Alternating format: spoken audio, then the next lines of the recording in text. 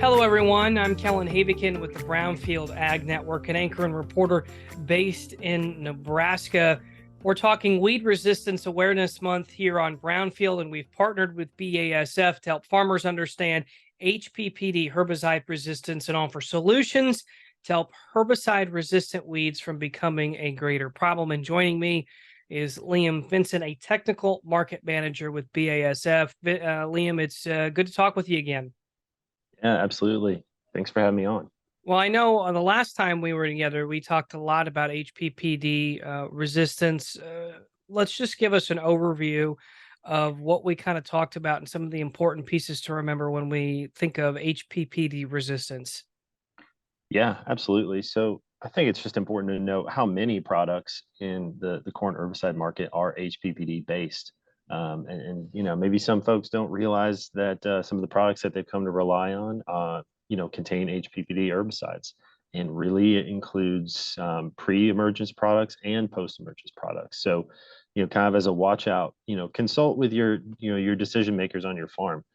Start looking at options with a fresh eye and consider, what products are going out there, what weeds are they actually controlling? And do are HPPDs the best option? Or are they the easiest option? And it's not a slant here. It's just being aware of the products that we're using. We know that using the same mode of action year after year selects for resistance. We figured that out with ALS herbicides. We learned it again with glyphosate.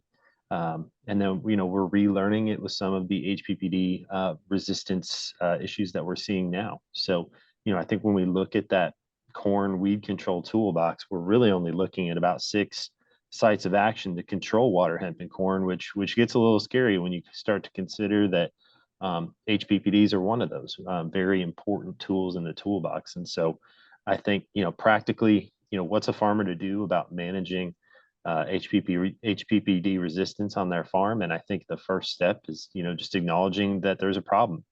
What are some things that growers need to be considering, following up on that? What are some management strategies that growers should consider to help get through this? Yeah, sure. I think number one is making sure that we're putting products out. If you need to do a respray, that you're staying on label as much as possible with our products. They're pretty explicit out there for all the products across the industry, really, that have application window cutoff. But doing everything we can to get effective applications out.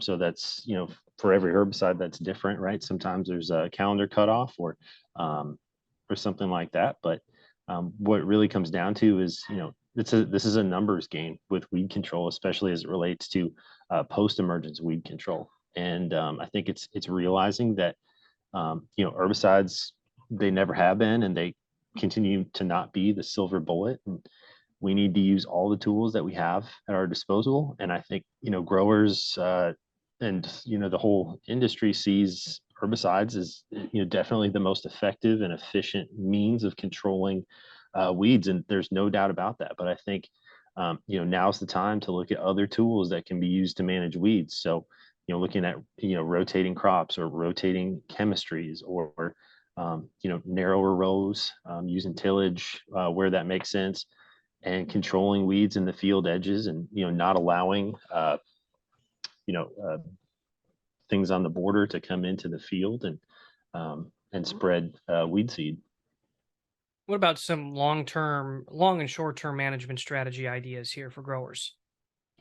Yeah, I guess it's approaching weed control with a proactive versus a reactive response. And I think the proactive response is having a plan ahead of time for how they want to manage all their fields. And it comes down to a very much a field by field prescription and plan.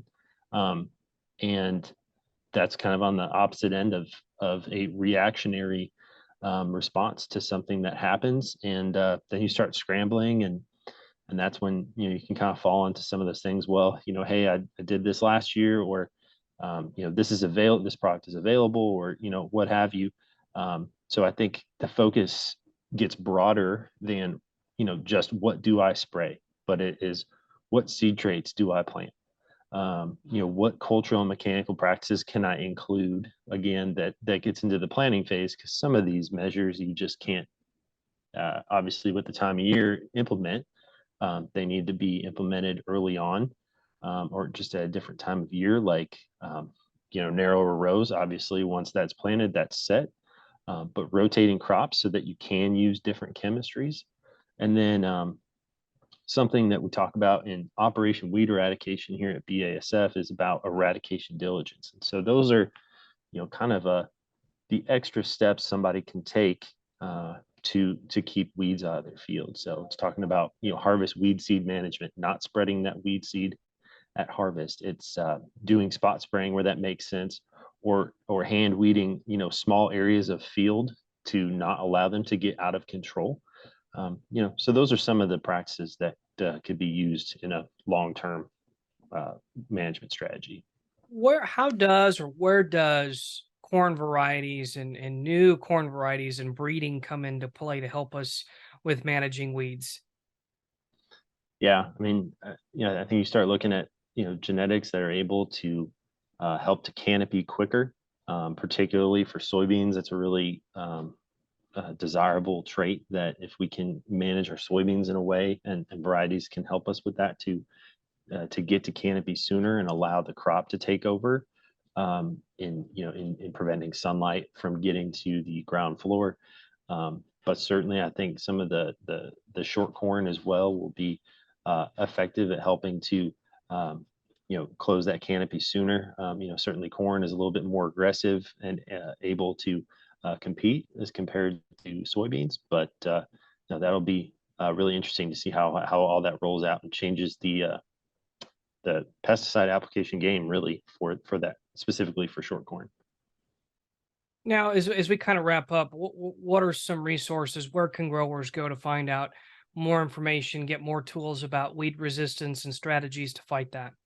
Yeah, absolutely. So, mentioned it just briefly before, but Operation Weed Eradication is a BASF initiative where we're really trying to raise awareness to the issues that we're having with Palmer amaranth and water hemp. It's exposing the fact that, again, herbicides are not the silver bullet, right? We need to approach this from a holistic perspective for long-term weed control.